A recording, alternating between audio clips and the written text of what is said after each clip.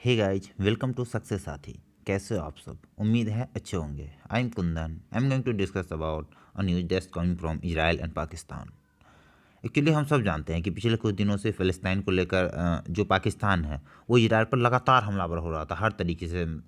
I mean to से उनके जो प्राइम मिनिस्टर है, जो जो फॉरेन मिनिस्टर है, सभी पीछे पड़े हुए थे और साथ में बहुत सारी कंट्रीज से बात भी चल रही थी। एक्चुअली ओआईसी के मेंबर भी हैं ये, तो उसमें भी चर्चा चल रही था। उन सब के बारे में आगे हम लोग डिस्कस करेंगे। लेकिन इजराइल कुछ भी नहीं बोल रहा था। इजराइल एकदम से शांत था। उसे पता था कि कुत्तों का काम से भी भौंकना होता है, तो वो शायद इसलिए भी रिप्लाई नहीं कर रहा होगा। लेकिन अभी जाकर उसने एक्चुअली वो भी जब यूएनएससी की बैठक होने वाली थी, वो भी मैं आगे बता दूंगा। जो यूएन की एक ह्यूमन राइट कमीशन है जो ह्यूमन राइट को देखता है, उसकी एक बैठक थी, उसी से रिलेटेड दोनों में परस्पर उन्होंने डायरेक्टली इस पर कमेंट किया भी नहीं था। तो ये देखिए, जो foreign minister of public diplomacy है ये पाकिस्तान के, उन्होंने ये बताया कि आज एक स्पेशल बैठक होने वाली थी मानवाधिकार परिषद में। वो फिलिस्तीन के इलाकों को लेकर, जहाँ पे वो ह्यूमन राइट को लेकर जहाँ पे कब्जा कर लिया गया है वगैरह वगैरह की बातचीत थी। तो उसको जो पाकिस्तान के विदेश मंत्री है शाह महमूद कुरैशी, वो संबोधित करने वाले थे। तो उसी को टैग करते, उसी को ओवरराइट करते हुए रिट्वीट उन्होंने ट्वीट किया, उसको कवर करते हुए कि human right champion Pakistan practically living in a place of glasses in currently preaching the only democracy in the Middle East as part of UNHRC special session. देखो, यूएनएचआरसी की स्पेशल सेशन थी, ठीक है, उसमें ये मीटिंग होनी थी जिसका टॉपिक यही था, जो को यहाँ पे इसमें जो बताया गया है कि जो पेलिस्तीन है, वहाँ पे जो ह्यूमन राइट को लेकर हुई, यहाँ पे जो कब्जा कर गया और जो पूर्वी यरूशलेम में जो चीज़ें चल रही थी उसको लेकर डिस्कस करनी थी। तो इसी चीज़ को पाकिस्तान को अपनी जीत मानना है। मतलब क्या, चलो खैर वो पास भी हो गया, वो मैं आगे बता दूंगा कि वो पास हो गया था। लेकिन कौन कौन देश ने किसको वोट किया वो मैं आगे बताऊंगा, ठीक है। तो इसमें हुआ क्या कि जो उनका ट्वीट था, उन्होंने ये बताया, ये जो आप देख रहे हो एलोन, ये जो है इजरायली विदेश मंत्रालय के महाप्रबंधक है, ठीक है। बाद में उसे फॉरेन मिनिस्टर ने भी ट्वीट किया था। तो उन्होंने कहा कि जो पाकिस्तान है, ठीक है, पाकिस्तान मानव अधिकार champion means human right champion Pakistan practically living A place of, मतलब एक शीशे के घर में रह रहा है। शीशे घर कहने का क्या मतलब वो मैं आपको बताऊंगा, ठीक है। और उन्होंने ये बताया कि जो जितनी मिडिल ईस्ट है, मिडिल ईस्ट में इजराइल एकमात्र लोकतंत्र है, एकमात्र डेमोक्रेटिक कंट्री है, ठीक है। और पाकिस्तान उसे यूएनएचआरसी में ज्ञान दे रहा है, ठीक है। तो वो दोगलापन, पाखंड, ये सब वगैरह उन्होंने कही, ठीक है। तो हम ये देखते हैं, उन्होंने जो डेमोक्रेसी को लेकर तंज कसा है कि चलो इजराइल एकमात्र डेमोक्रेसी, हम सबको पता है। तो अब आप लोग सोच रहे हो कि पाकिस्तान भी डेमोक्रेसी है। पाकिस्तान में डेमोक्रेसी किस लेवल के, मैं आपको बताता हूँ। देखो, पाकिस्तान में जो मिलिट्री कूप थी ना, ठीक ना, वो 1958 में शुरू हो गई थी, ठीक है। एक्चुअली ये अलग बात है कि 1951 से ही उसमें मतलब इस तरह के अटैम्प्ट किए जा रहे थे, मतलब बहुत सारे अटैम्प्ट भी किए थे। मतलब समझ लो कि 1951 से जो वहाँ के जो मिलिट्री है उनका इन्वॉल्वमेंट पाकिस्तान के सत्ता में, पाकिस्तान के गवर्नमेंट्स में होने लगा था, ठीक है। उसके बाद बहुत बहुत दिनों तक, मतलब कई दशकों तक मिलिट्री रूल के अंदर है। अब देखो, 1958 से 1971 तक रहा, फिर 1977 से 1988 तक रहा, और 1999 तक 2008 तक रहा। अब आप ये सोचो कि इसके बीच में डेमोक्रेटिक गवर्नमेंट, देखो डेमोक्रेटिक गवर्नमेंट अभी भी हम लोग इमरान खान की कहते हैं कि हाँ ठीक है, वो इलेक्शन के थ्रू बन के आए हैं। लेकिन हमें भी पता है और पूरी दुनिया को पता है कि वहाँ पे अभी अमेरिका में किसी तरह की बात है, उसमें बताया भी गया था कि वहाँ के सिर्फ गवर्नमेंट से बात कर लेने से बहुत कुछ चेंज नहीं हो जाएगी। वहाँ पे आईएसआई है, वहाँ के मिलिट्री है, उन सबको मिला के चलोगे तभी वहाँ पे बात करें। जैसे इंडिया के तरह नहीं कि यहाँ पे चलो एक डिसीजन ले लो, आप फॉरेन मिनिस्टर से बात कर लिए तो आपकी काम हो जाएगी। तो इस तरीके, मतलब उनका हर पर कमांड है वहाँ पे। तो हर कोई अपने आप में राजा, वहाँ पे आतंकवादी भी अपने आप को राजा समझता है। तो प्रॉब्लम वहाँ पे ये है कि बहुत दिनों तक मिलिट्री शासन रही है, और जो अगर मिलिट्री शासन नहीं भी रही, इलेक्शन के थ्रू भी हुई है, तो वहाँ पे डायरेक्टली या इनडायरेक्टली जो मिलिट्री है वो कहीं ना कहीं पावर में रहेगी। मिलिट्री के पास एक पावर रहा है इस तरीके की चीज़ें करने के लिए, और उनका इफेक्ट रहता है हमेशा गवर्नमेंट पे बहुत हद तक। क्योंकि आप अगर ये भी देखोगे ना कि वहाँ के मिलिट्री के बारे में, वो बहुत अमीर होते हैं। वहाँ पे जो जितनी फैक्ट्रीज वगैरह है, ये सब चीज़ें, उन सब पे मिलिट्री का एक अपर हैंड है। ये बात सबको पता है। अगर आप इसे गूगल पे भी सर्च करो तो आपको पता चल जाएगा, ठीक है। और अब आते हैं पाकिस्तान के ह्यूमन राइट पे, जिस ह्यूमन राइट को लेकर पाकिस्तान इतनी नौटंकी कर रहा है, ठीक है। उस पाकिस्तान का कहते हैं ना कि इतिहास से औकात पता चलता है, तो अभी पाकिस्तान का औकात पता चलेगा उसके इतिहास से, ठीक है, कि वो पहले क्या किया था, ठीक है। तो शुरू करते हैं, चलो आज़ादी के बाद जितने लोग मरे उसको छोड़ दो। अब करते हैं जब बांग्लादेश बना था, ठीक है। Bangladesh was a part of Pakistan, हम सभी को पता है, ठीक है। लेकिन बांग्लादेश अलग क्यों हुआ, ठीक है, उसके पीछे रीजन है। और ये ह्यूमन राइट अगर किसी को भी पढ़ना है ना तो वहाँ पे जाके पढ़ो, पता चलेगा। इसमें कुछ डिटेल्स तो मैं दूंगा ही, ठीक है। तो उसका तो कुछ रीजन और भी था, कह सकते हैं कल को कोई आगे कि पॉलिटिकल रीजन था, सोशल, हाँ ठीक है, पॉलिटिकल रीजन आपको पता है उसमें क्या था कि वहाँ पे पॉलिटिकल डिस्क्रिमिनेशन इतना था कि जितने भी हेड क्वार्टर थे वो वेस्टर्न, जो अभी का पाकिस्तान है वहाँ पे रखे गए थे, ठीक है। उसके बाद मतलब यूँ समझ लो ना कि जो अभी बांग्लादेश है उनके पास एक सेटिस्फैक्ट्री पॉलिटिकल रिप्रेजेंटेशन नहीं था उनके प्रोविंस में। और पता है वहाँ पे जितने भी हायर गवर्नमेंट जो पोस्ट थे, जो हाई लेवल के पोस्ट थे, उस पर इन लोगों को मतलब कंसीडर किया ही नहीं जाता, अच्छा कंसीडर ही नहीं किया जाता था, ठीक है। उसके अलावा पाकिस्तान पता है इन लोगों को, इधर वाले बांग्लादेश के लोगों को 25 टाइम लेसर मिलिट्री पर्सनल थे इधर। मतलब अगर यहाँ पूरे अगर टोटल इधर एक मिलिट्री अगर लिया जा रहा है इस वाले बंगला जो अभी बांग्लादेश वहाँ से, तो वहाँ से 25 लोग मिलिट्री में लिए जाते हैं, ताकि आप समझ सकते हो कि पावर का डिस्ट्रीब्यूशन किस तरीके से था, ठीक है। उसका जो बजट था, टोटल बजट का 75% जो अभी का पाकिस्तान है वहाँ पे यूज होता था, और बाकी 25% यहाँ यूज होता था। तो ये मैं नहीं कहूँगा कि this is a part of human right, but हाँ ह्यूमन राइट इससे इफेक्ट होती है, हम सबको पता है। अब आ जाते हैं ह्यूमन राइट पे। चलो क्या हुआ कि जब ये जो मेन रीजन था अलग होने का बांग्लादेश का, उससे पहले जो चलाया गया था एक था ऑपरेशन सर्च लाइट, ठीक है, जो बांग्लादेश में चलाया गया था, मिलिट्री के द्वारा चलाया गया था, ठीक है। तो उसमें क्या हुआ कि इसका मतलब इसकी जो मोटिव थी वही थी कि बंगाली जो कॉल्स है, ठीक है, जो अपनी के लिए लड़ रहे हैं, सेल्फ डिटर्मिनेशन के लिए लड़ रहे हैं, उनको किसी तरह से सप्रेस करना, उनको दबाना, ठीक है। ये 9 महीने का जो बांग्लादेश वार ऑफ रिवोल्यूशन चला था, ठीक है। तो उसमें जो पाकिस्तानी मिलिट्री थे, ठीक है, वो पहली बात तो बहुत सारे जो प्रो पाकिस्तानी इस्लामिस्ट मिलिट्री था, लाइक जमाते इस्लामिक, लाइक उसके बाद तो और भी बहुत सारे उसमें थे, लेकिन इनका नाम सबसे ऊपर है। तो इन लोगों ने पता है कितने लोगों को मारा था? इट वाज नियरली 2 से 3 लाख लोगों को मारा गया था, और रेप किया गया था लगभग 2 से 4 लाख बंगाली औरतों का।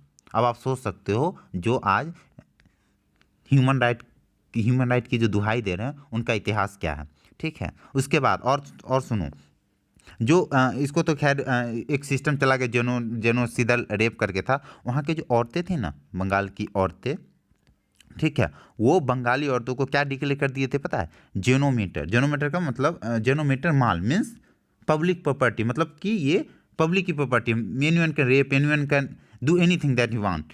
तो इस तरीके की चीज़ें की गई थी ये पाकिस्तान के द्वारा इन बांग्लादेश, ठीक है। उसके बाद बहुत सारे लोग, डिस्प्लेसमेंट की बात करोगे तो लगभग 30 मिलियन लोग जो थे वो लगभग डिस्प्लेस कर दिए। तो उसमें उसकी आबादी भी लगभग 70-80 मिलियन की थी, मतलब जितने भी, लेकिन 30 मिलियन एक बहुत बड़ा नंबर होता है, वो डिस्प्लेस्ड हो गए थे, ठीक है। आफ्टर दैट छोड़ो, उसको भी छोड़ दो। अब पाकिस्तान के ह्यूमन राइट आके पाकिस्तान में बताते हैं आपको। जो वहाँ पे ना एक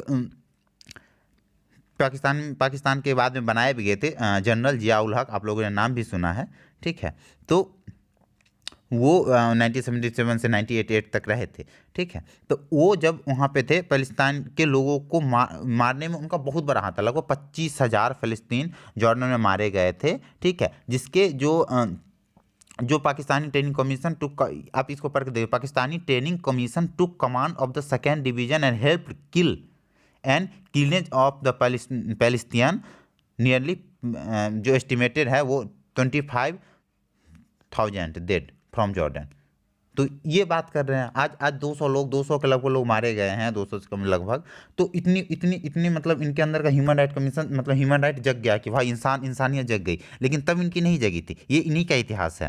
जो 25,000 लोग मारे उनमें वो पाकिस्तान के जो जियाउल हक थे वो हेड थे, ठीक है। उनके अंदर में ये ऑपरेशन चला था, ठीक है। चलो उसको भी छोड़ दो। अभी आप देखते हैं ना पाकिस्तान में जो हिंदू की संख्या थी, ठीक है, वो अब खैर बहुत सारी रिपोर्ट बहुत सारी बातें कहते हैं, लेकिन ये हम किस आए दिन आप लोग न्यूज़ में सुनते होंगे कि पाकिस्तान में मतलब जो हिंदू उनके साथ ये किया जा रहा है, माइनॉरिटी के साथ ये किया जा रहा है, किसी तरह की रेप की घटना हो जाती है या फिर ज़बरदस्ती जबरन धर्म परिवर्तन का। और तो और जो बांग्लादेश है, बांग्लादेश वहाँ पे क्या हुआ था ना कि हिंदुस्तान जो हिंदू थे वो ज़्यादा थे, ठीक है, मतलब जितने नॉर्मल इस पाकिस्तान में थे, तो बांग्लादेश वाले पाकिस्तान में ज़्यादा हिंदू थे, तो वहाँ पे हिंदू को भी हिंदू उनको ऐसा लगता था कि वहाँ पे हिंदू और जो मुस्लिम थे वो बहुत अच्छे से रह रहे थे, जो अभी वाला बांग्लादेश है उसमें। तो उनको इस बात से ही प्रॉब्लम थी, उन्होंने इस बात की भी कोशिश की जितने भी हिंदू मतलब हिंदू वगैरह है उन्हें मुसलमान बनाया जाए या फिर उनको उनको हर तरीके से प्रताड़ित किया जा रहा था। ये पाकिस्तान कर रहा था, ठीक है। आपके पास हिंदू माइनॉरिटी का आप पाकिस्तान में देख सकते हो कि जब आज़ादी के बाद कितने परसेंट थे और अभी कितने परसेंट, लगभग 20 से 2% पे आ गए हैं, और ये बहुत बड़ा नंबर होता है, ठीक है। अब बात करते हैं यूएनएचआरसी की। खैर ये तो पाकिस्तान की हो गई कुंडली, ठीक है। अब और भी आगे हम लोग बात करेंगे खैर इसकी, लेकिन अभी यूएनएचआरसी में जो यूएनएचआरसी का मतलब है United nation human right council, ठीक है। वो यूनाइटेड नेशन की एक बॉडी है जिसका काम ये है कि जो ह्यूमन राइट है उसको प्रोटेक्ट करना, प्रमोट करना पूरे वर्ल्ड में, ठीक है।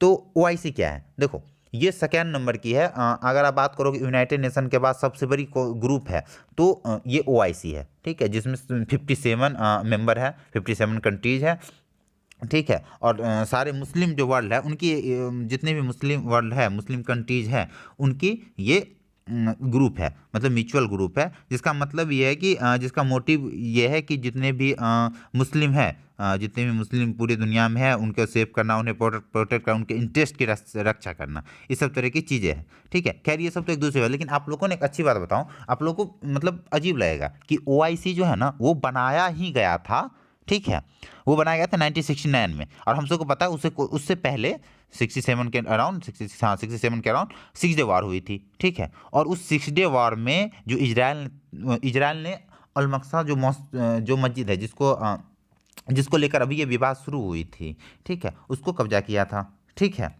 अब इसी चीज़ को लेकर ये ग्रुप ही बनाया गया था ओआईसी, मीन्स इजराइल के लिए ही, इजराइल की वजह से ही, इजराइल से जब इजराइल ने सब देशों को हरा दिया था 6 डे वार में, जितने भी उनसे लड़ रहे थे, अब हरा नहीं गया था, उनको कब्जा भी लेता, मतलब एक होता है ना दौड़ा के मारना, उस तरीके से मारा गया था। तो मुस्लिम नेशन को लगा कि यार अपना एक कोई ग्रुप बना लो, तो ऐसे भी नहीं छोड़ेगा वो, तो मतलब हम लोग मिल के नहीं लड़ पाते हैं, है ना। वैसे भी कुत्ता कितना मिल जाए शेर से थोड़ी लड़ सकता है, खैर जाने दो, कि हम लोग अगर मिल के नहीं लड़, क्योंकि ये अभी दिख गया, क्योंकि अभी 57 कंट्रीज थे, 57 कंट्री थे, हर कोई भौंक रहा था, लेकिन काटा किसी ने नहीं, इजराइल के ऊपर न किसी तरह का उसके ऊपर कोई दबाव काम किया ही नहीं। इन लोगों ने मतलब ओआईसी के थ्रू कुछ भी नहीं किया, आप एक मतलब बस निंदा करते रह गया, निंदा से कुछ भी नहीं होता, यहाँ पे आपको एक्शन लेना होता है। खैर अभी देखते हैं, ठीक है। फिर अल-अक्सा मंदिर जो ऑक्युपाइड हो गया तो ये बनाया गया था कि ताकि जो है इसकी रक्षा की जाए और इजराइल से किसी तरीके से इजराइल से लड़ी जाए, ताकि आगे किसी तरह की बात हो तो हमारी ग्रुप रहे, लेकिन ग्रुप की अभी अब हवा भी निकल गई, खैर छोड़ो जाने दो। तो हाँ, तो 6 डे वार हुई थी 1967 में, जिसमें जो लड़ाई हुई थी वो जॉर्डन, सीरिया और इजिप्ट से हुई थी इजराइल की, और उन्होंने उसको न सिर्फ हराया था, मतलब सोचो ना पूरे अरब कंट्री का साथ था कह सकते हो, और सबको इसने हराया था अकेले 6 दिन में, और उनके बहुत सारे इलाकों पर एक्चुअली कब्जा भी, बाद में बहुत सारा तो लौटा भी दिया गया था, ठीक है, लेकिन बहुत सारे पे कब्जा कर दिया गया था। तो ये ओआईसी बनाया गया, और लेकिन ओआईसी अभी भी मतलब जिस चीज़ के लिए बनाया उसी का पता नहीं है, कुछ भी उसके प्रति उन्होंने नहीं किया। और ये जो ह्यूमन राइट जो एक जो पास हो गया, ये बहुत बड़ा मैटर इसलिए भी नहीं रखता। हाँ ये है कि इसको लेकर इजराइल के जो पीएम है उन्होंने भी बहुत कड़ा रुख अपनाया कि यार ऐसे नहीं कर सकते, या फिर जो भी है, लेकिन फिर भी जब लड़ाई हो रही तो उन्होंने हमास को बर्बाद किया। और एक चीज़ और मैं आपको बताऊंगा अभी कि देखो इजराइल जो है ना उसे पता है,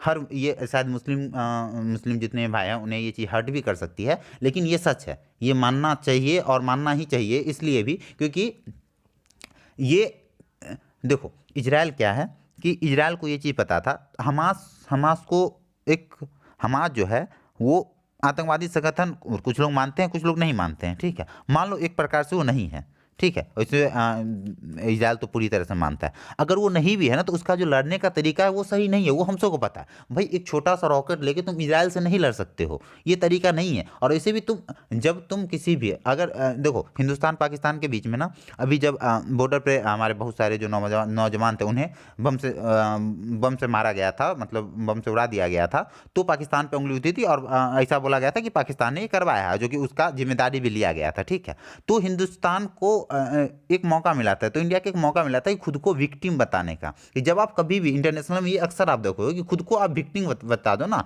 कि देखो हमारा तो नुकसान हुआ, हमारे देश को लोग, हमारे देश के जवान मारे गए, तो छोड़ने का कोई मतलब ही नहीं बनता है। ठीक है, तो हम लोग घुस के मार नहीं सकते, हम लोग चाहते लाहौर में घुस के मार सकते थे, और इंटरनेशनल कम्युनिटी उतना हावी नहीं होता जितना अभी अभी हम जनरली जाके अगर चाहे कि पाकिस्तान पे किसी भी तरीके बॉर्डर पे हमला कर जिस तरह से पहले किए थे, तो एक मुश्किल होगा, मतलब इंटरनेशनल कम्युनिटी हमारे विरुद्ध में जाएगी, हमारे हमारे तो हमारा बहुत क्रिटिसाइज किया जाएगा। लेकिन जब आप खुद को विक्टिम रिप्रेजेंट कर देते हो, ठीक है, तो बहुत आसान हो जाता है सामने वाले को मारना। ठीक है, खुद को विक्टिम अगर कर दो, अभी इजराइल ने भी यही किया। इजराइल अगर पहले हमला करता, उसे सबको पता था क्रिटिसाइज बहुत ज़्यादा क्रिटिसाइज होता, लेकिन उसने पहले हमला नहीं, बस उकसाया। ठीक है, और उसने हमला किया, उसका इसमें मतलब नुकसान सबको पता है कि जो हमास है, जो गाजा है, गाजा में ज़्यादा नुकसान हुआ है, हम सबको पता है, क्योंकि किसी के पास टेक्नोलॉजी इजराइल के पास अच्छी है, वो हर तरीके से उससे आ गया, तो डायरेक्टली इससे लड़ नहीं सकता। तो इजराइल को यह पता था कि जितने भी लोग हैं मुस्लिम वर्ग, वो हमास पे आ जाएंगे, और यही चीज़ हुआ। देखो वहाँ पे जो फिलिस्तीन है, वहाँ पे हमास के अलावा भी एक ग्रुप है जो काम करती है,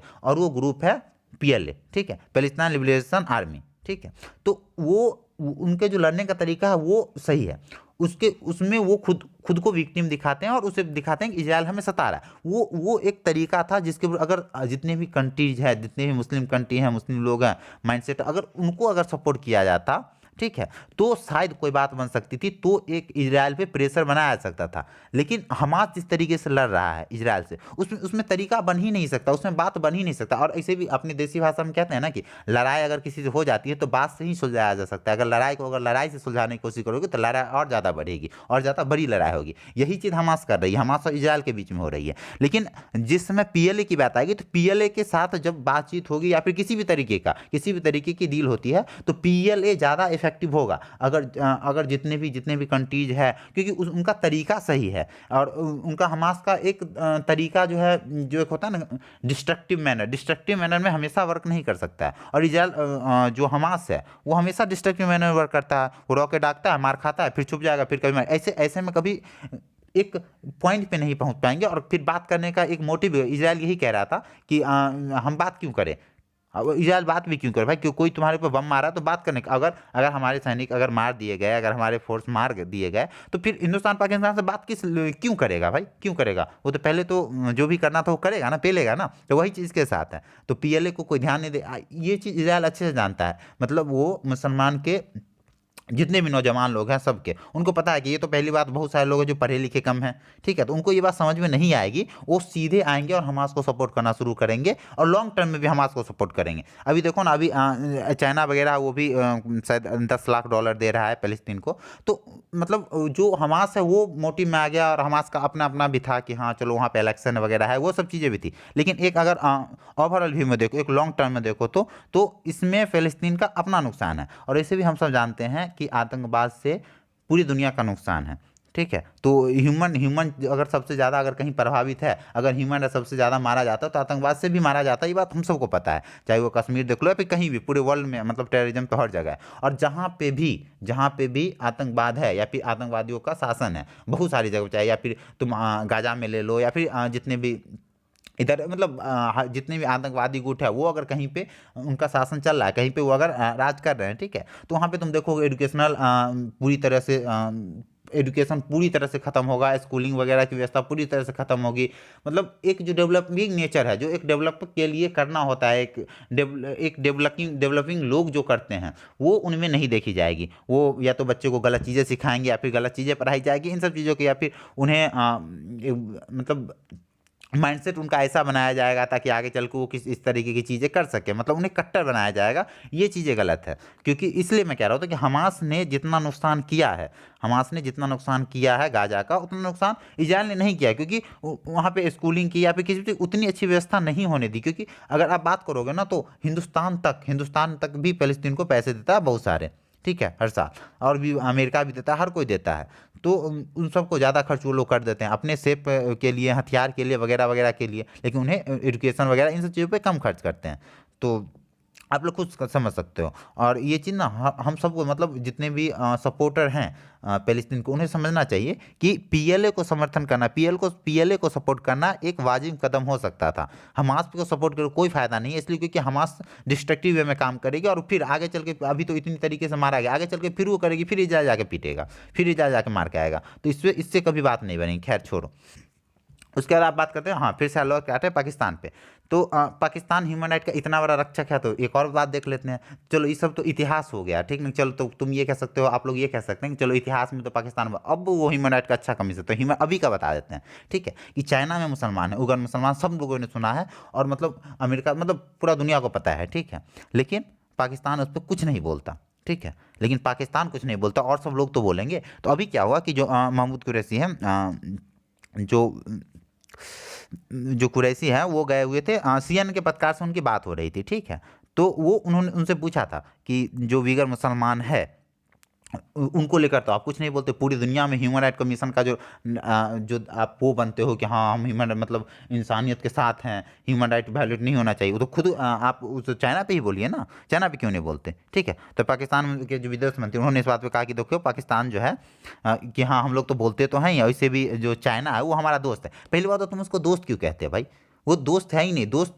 दोस्ती में ना हेल्प किया जाता है, ठीक है, लेकिन चाइना जो, तो उसे मतलब जो चाइना जो पाकिस्तान को दे उसे खैरात कहते हैं, ठीक है भाई। इतने पैसे वो सीने पे ले जाके रोड एंड बेल्ट इनिशिएटिव बना लिया, मतलब जो उनका है वो बीच पाकिस्तान से गया है, और उन्हें पाकिस्तान को भी अब जाकर पता है कि यार मेरे साथ गलत किया गया है, मतलब उन्हें भी लग रहा होगा कि हाँ, मतलब हम कर्ज के जो एक जाल है उसमें हम फंसते जा रहे हैं, लेकिन वो कर कुछ भी नहीं सकते, इसलिए पता नहीं क्यों है उनके पीछे। खैर जाने दो, वो बाद में कभी डिस्कस कर लेंगे, ठीक है। तो जो वो उन्होंने बताया कि हम इस मामले में डिप्लोमेटिक चैनल का इस्तेमाल करते हैं। भाई डिप्लोमेटिक चैनल का इस्तेमाल करते हैं तो अभी तो कुछ भी नहीं हुआ है, ठीक है। और वहाँ के बारे में सिचुएशन लोग पता है क्या किया जाता है, मतलब क्या ही कह सकते हो, वहाँ पे औरतों के साथ रेप या फिर किसी तरीके का धर्म परिवर्तन, या फिर उन्हें मतलब हर तरीके की जितनी एक नर्क में होनी चाहिए, मतलब उनके लाइफ को नर्क बना के रखा गया है चाइना में उइगर मुसलमान को, लेकिन कोई नहीं बोलेगा, ठीक है। तो उसके बाद इसके बाद ये भी पूछ लिया गया था कि अगर चीन आपको फंड देता है तो उइगर मुसलमान पर आप चुप रहिएगा, उनके मानवाधिकार की रक्षा की मतलब कोई जिम्मेदारी नहीं है आपको,